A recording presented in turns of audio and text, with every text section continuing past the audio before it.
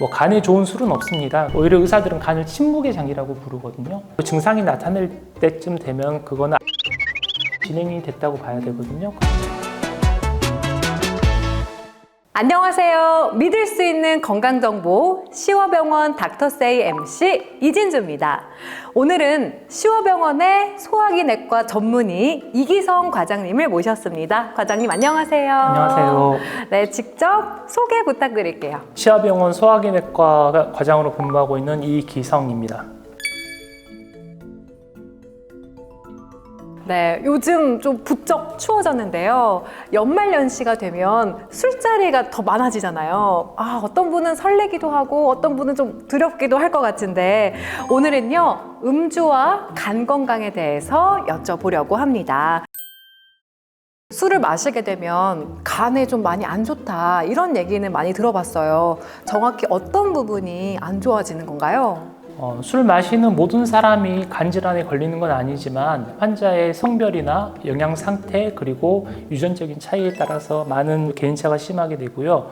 술을 마시게 되면 알코올이 간에서 분해되는 과정 중에서 아세트알데하이드가 간 손상을 일으켜서 간에 염증을 일으키게 됩니다. 어느 정도의 음주는 가역적으로 다시 정상 간으로 회복될 수가 있지만 과도한 음주나 연달은 음주 같은 경우에는 비가역적인 알코올성 간 경화까지 이를 수 있는 상태가 됩니다. 간 경화가 진행이 되면 일반 정상인에 비해서 간암의 위험도가 차이가 적게는 수십 배에서 수백 배까지 날 수 있다고 보고가 되어 있거든요. 술로 인한 간 질환이 발생했을 경우 간암 위험도가 높아지게 됩니다.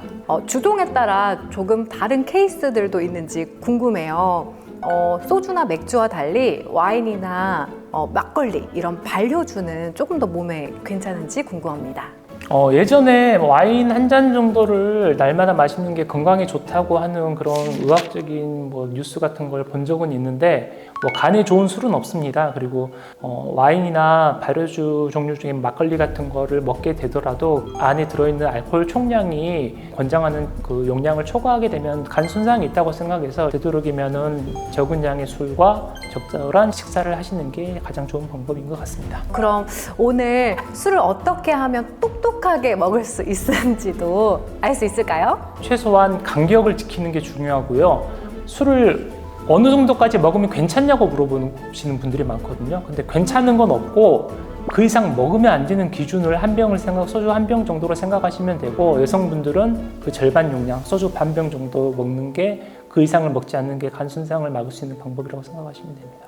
그리고 무엇보다 간이 납손상되지 않으려면 영양 상태가 중요하거든요. 식사를 충분히 드신 상태에서 술을 드시는 것하고 공복에 술만 드시는 것 차이가 꽤 많이 납니다. 식사와 함께 술을 드시거나 빈속에는 술을 안 드시는 방법이 제일 좋을 것 같습니다. 술을 먹고 간이 안 좋아져서 입원 치료를 하고 퇴원해서 다시 또 술을 드시고 또 입원하고 그런 식으로 하다가 간 경화까지 진행이 돼서 이제 간경화 합병증으로 식도 정맥류 출혈이나 복수가 너무 많이 차서 그걸 빼러 매번 외래로 와야 되거나 그러다가 사망에 이르는 경우까지 본 적이 있어서 일단 남녀 불문하고 간 경화까지 오신 환자들은 정기적으로 검사를 받아서 합병증이나 간암 같은 나쁜 질환이 생기는지 확인하는 게 제일 중요할 것 같습니다. 그렇다면 음주로 인해서 간 손상이 되었는지 확인할 수 있는 방법을 알면 좋을 것 같은데요. 저희가 간을 직접 꺼내서 확인을 할 수는 없잖아요. 어떻게 확인할 수가 있을까요? 알코올성 지방간 정도는 거의 증상이 없습니다. 그래서 오히려 의사들은 간을 침묵의 장이라고 부르거든요. 정말 나빠지기 전까지는 증상이 거의 없어서 무증상인 상태로 알코올성 지방간인 상태가 유지되는 경우가 많고요. 그리고 무증상이 아니고 증상이 나타날 때쯤 되면 그거는 알코올성 간염이 진행이 됐다고 봐야 되거든요. 그럴 때는 나타날 수 있는 게 피로나 소화기능 장애, 그리고 심한 경우에는 간 수치가 올라가서 소변 색깔이 진해진다던가 아니면 심한 경우 황달이 온다든가 그 정도까지 오면은 알코올성 간염이 있다고 생각을 하시면 됩니다. 간 경병까지 진행을 하게 되면 심한 경우에는 식도나 위에 정맥류라고 하는 혈관이 부풀어진 부분이 생겨서 그 부분에서 출혈이 된다거나 몸에 암모니아가 축적되어서 간성 혼수가 와서 의식이 혼미해지거나 합병증이 생길 수가 있습니다. 만약에 병원에 방문해서 검사를 하게 된다면 어떤 검사가 진행될까요? 환자분이 알코올로 인해서 간 질환이 의심된 상태에서는 환자분이 오시면 먼저 음주 습관 같은 거를 먼저 체크를 하고 영양 상태가 간 질환이 생기는데 꽤 중요한 요인일 거로 생각이 들어서 영양 상태를 체크를 하고요.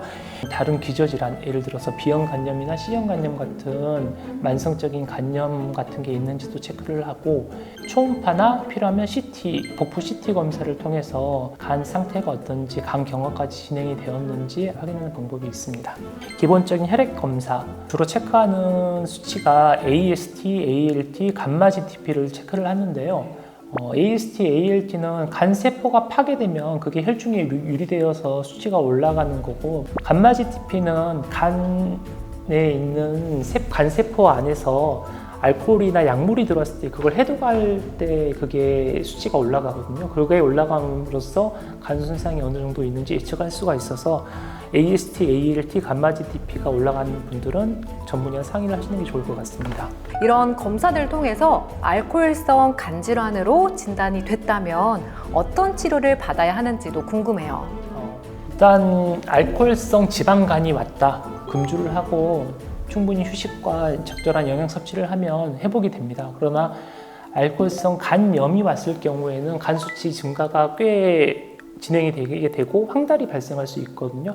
그럴 때는 염증을 완화시키는 약물 치료라든지 간 수치를 떨어뜨릴 수 있는 간장 치료제 같은 걸 같이 복용하면서 치료를 하게 됩니다.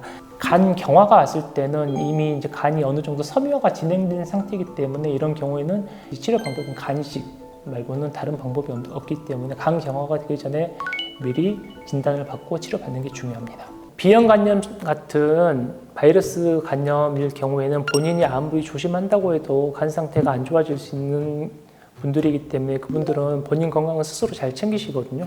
근데 알코올성 간 질환으로 오시는 환자분들은 대부분 알코올 의존이 있는 분들이기 때문에 술을 끊지 못하는 경우가 많습니다.